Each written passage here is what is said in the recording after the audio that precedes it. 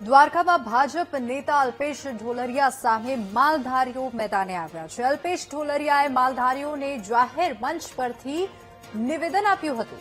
બરંડામાં માલધારી દીઠ 15 લાખ રૂપિયા પેકેજ આપ્યું હોવાની તેઓએ વાત કરી હતી અને અલ્પેશ ઢોલરિયાના નિવેદનથી માલધારી સમાજમાં રોષ ફેલાયો છે। નારાજ માલધારીઓએ અલ્પેશ ઢોલરિયાનો વિરોધ કર્યો છે। આજ સુધી સરકારે 15 રૂપિયા પણ સહાય ન આપી હોવાનું કહ્યું છે। અલ્પેશ ઢોલરિયા માફી માંગે તેવી માલધારી સમાજની માંગ। તો અલ્પેશ ઢોલરિયાએ જાહેર મંચ પરથી સહાયનું નિવેદન આપ્યું હતું। અલ્પેશ ઢોલરિયા માફી માંગે તેવી માલધારી સમાજ માંગ કરી રહ્યું છે।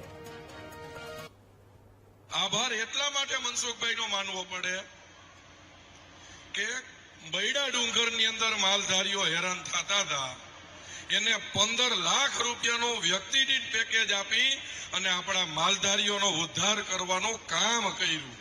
અલ્પેશભાઈ ઢોલરિયા, હું તમને પૂછવા માંગુ છું કે 15 લાખ નહીં, 15 રૂપિયા, ખાલી 15 રૂપિયાની સહાય ક્યારે કરી અને ક્યાં કરી એ સાબિતી કરો।